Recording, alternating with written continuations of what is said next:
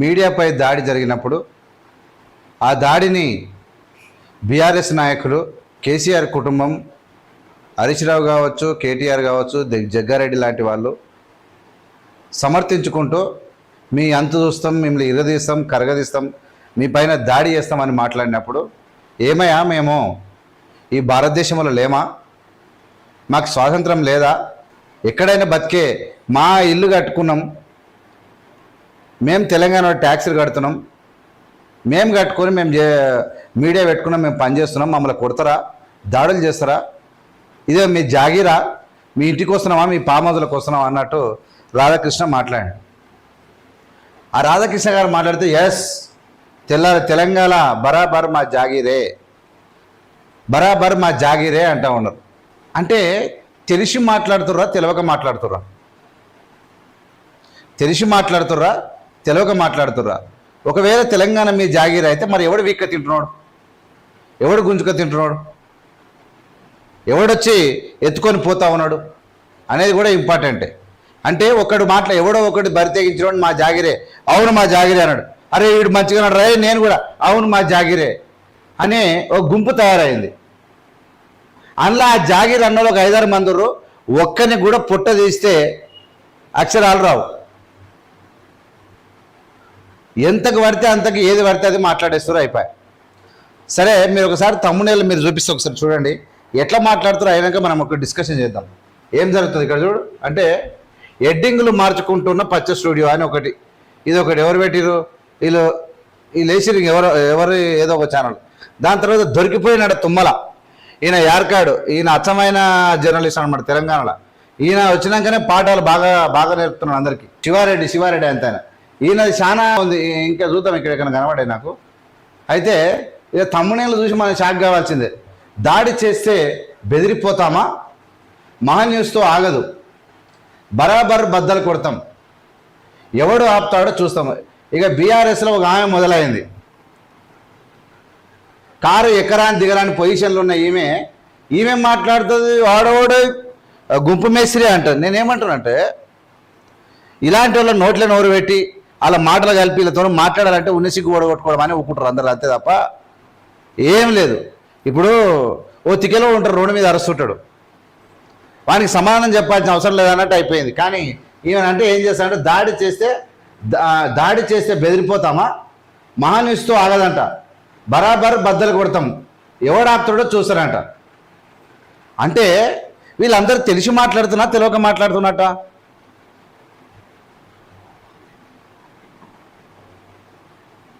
వీళ్ళు చెవులు బట్టి ఇట్ట మాట్లాడినప్పుడు అప్పుడు వెంకటికి ఏం చేసేదంటే తప్పులు చేస్తే ఆ సౌడు భూములలో పోతే రాళ్ళు ఉంటాయి, ఆ రాళ్ళు మొత్తం ఖుషిగా ఉంటాయి.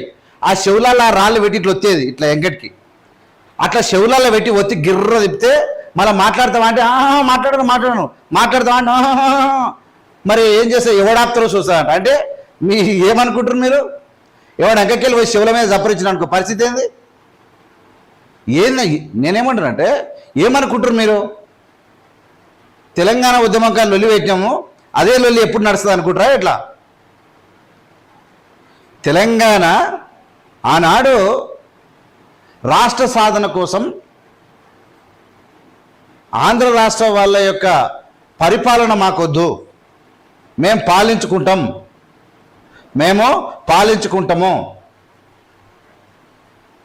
మేమే మా నీళ్లు మొత్తం మీకే ఉండబోతున్నారు, ఏపీకి మా నీళ్లు మాకే, మా తెలంగాణలో ఉన్నటువంటి పన్నుల లాభాలు మాకే. ఇప్పుడు ఆంధ్రలో మన నీళ్లు కొండబోతుర్రా, మన నిధులు కొండబోతుర్రా, మన ఉద్యోగాలు కొండబోతుర్రా? మరి ఎందుకు తీట జగడం ఇది? ఎందుకు ఈ తీట జగడం? మీడియా అంటే ఇవాళ హైదరాబాద్లో పెట్టినా మీడియానే, ఇవాళ అమరావతిలో పెట్టినా మీడియానే, ఢిల్లీలో పెట్టిన మీడియానే. ఇప్పుడు బీఆర్ఎస్ లండన్లో పెట్టి నడిపిస్తారంట, లండన్లో పెట్టిన మీడియానే. కానీ మీరు ఏమంటారు అంటే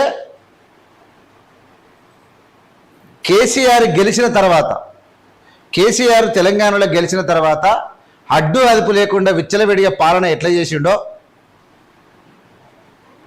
అదేవిధంగా ఓడిపోయిన తర్వాత ప్రతిపక్షంలో కూడా అడ్డు అదుపు లేకుండా చెడుపకురా చెడేవు, ఉరకకురా పడేవు, ఇక ఈమెకి ఏం తెలుసా, ఈమెను పెట్టుకొస్తే నోటికి అద్దు బద్దు ఒక బుద్ధి జ్ఞానం ఏంది లేదు. ఏంది పడితే అది మగవాళ్ళు తెలియదు, ఆడవాళ్ళు తెలియదు, పిల్లలు తెలియదు, అన్యం తెలియదు, నా పుణ్యం తెలియదు, ఒడుతూనే ఉంటుంది ఏంది పడితే అది.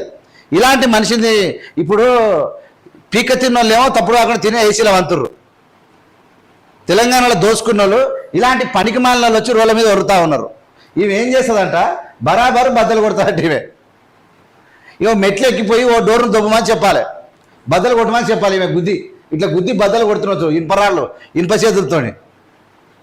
ఏంది పడితే అదే. అంటే పోలీస్ స్టేషన్లు లేవు, కోర్టులు లేవు, ఏంది అనుకుంటే మన జాగీర్ అన్నటువంటి పదం బాగా అలవాటు అయిపోయింది వీళ్ళకు. తిని చిన్న అరగక తిని ఉండబోదు అయితే లేదు అంటున్నా వీళ్ళకు, బీఆర్ఎస్లకు. ఎవడన్నా ముఖం మీద ఉంచుతాడు ఈ దేశంలో ఎవరికైనా చెప్తే, మీడియా మీద అట్లా దాడులు చేస్తున్నామంటే కాకరించి ఉంచుతారు ముఖం మీద. బరి తెగించి ఎంతకు పడితే అంతకు మాట్లాడతారు సిగ్గుదప్పిన వాళ్ళు. మేము బరి తెగిస్తే ఏమవుతుంది, మేము బజార్కి ఎక్కితే ఏమవుతుంది, మేము గాడిదలం కదా, మేము ఏమైనా మాట్లాడవచ్చు, ఈ రాష్ట్రంలో మనుషులు లేరు, ఎవడు ఆపుతాడో చూసా అంట. ఎవడు ఆపలేడు వీళ్ళను. ఎందుకంటే వీళ్ళు మళ్ళీ వీళ్ళే ఇప్పుడు దేశాన్ని కాపాడే యుద్ధం చేసేది వీళ్ళే, కట్టెలు కట్టేది అంతా వీళ్ళే అయ్యా. ఇక పాపం ఈ కవితక్కద అయితే ఆమె బాధ దేవునికి ఎరుక. సొంత చెల్లెల్ని కూడా ఓర్వలేకపోతుండే దరిద్రుడు కేటీఆర్. బిడ్డను అట్లా చేస్తుంటే, అరే సన్నాశాన్ని ఈపుల మీద ఒకటి చప్పరించి యూజ్లెస్ ఫెలో, బిడ్డ అయినా ఒకటే చెల్లె అయినా ఒకటే, నీకేంద్రా ఏదొచ్చినా సరి సమానం తీసుకోరు అని చెప్పాలిగా. ఈయన మూతి మూసుకొని కూర్చున్నాడు, ఈయన మూలకు వండి. అధికారం పోయేతలకు ఏం చేయాలో అర్థం కాక బిడ్డ ఈ విధంగా ఒర్ర మొత్తుకుంటుంది బయట వచ్చి. సొంత చెల్లెల్ని ఓర్వాలని తోపతాయి కేటీఆర్ ఈయన మాట్లాడతాడు మునగాని మాటలు. ఇది పరిస్థితి. తమ్మునేలు చూడండి ఎట్లా ఉన్నాయంటే, చెల్లో సెక్రటరియట్ రేవంత్ సర్కార్పై నిరుద్యోగుల తిరుగుబాటు. ఇది ఓకే, మొన్న అయ్యింది. ఏమి సెక్రటరియట్, ఈ నిరుద్యోగులు కూడా ఏం చేస్తారు తెలుసా, 10 ఏళ్ళుగా ఉద్యోగాలు ఇవ్వని వాళ్ళు ఎప్పుడు పోయి తిరుగుతాడు. ఈ మోతిలాల్ అనే తోడు ఇంకో దరుదాపు 5 మంది, 2 అమ్మాయిలు 3 మొగలు, మొత్తం మెయిన్ 4. వీళ్ళు పోతురు 4-5 మంది ఉన్నారు. పోతురు వాళ్ళ తాను ఎంతో అంత తీసుకొని మెంగుతురు, సప్పు కాకుండా చెక్ మీరు ఎట్లా సార్, నీ సిగ్గు శరం కూడా లేకుండా అయిపోయింది వాళ్ళకు. సిగ్గు శరం లేదు. 10 ఏళ్ళుగా మీకు ఉద్యోగాలు ఇవ్వడు. ఇప్పుడు ఉద్యోగాలు ఈ సన్నాసులు ఉద్యోగాలు ఎందుకు అడుగుతారు? ఆ సన్నాసులు ఇస్తే ఈ సన్నాసులు ఎందుకు అడుగుతారు? ఉద్యోగాలు వాళ్ళు ఉద్యోగాలు ఇస్తే వీళ్ళు ఎందుకు అడుగుతారు అన్న? వాళ్ళు ఇవ్వలేదు, మళ్ళీ ఇవ్వకుండా వాళ్ళ సంఖ్య ఎందుకు నాకుతారు? ఎవడైతే ద్రోహం చేసినా మళ్ళీ వాళ్ళ దానికి పోతురు.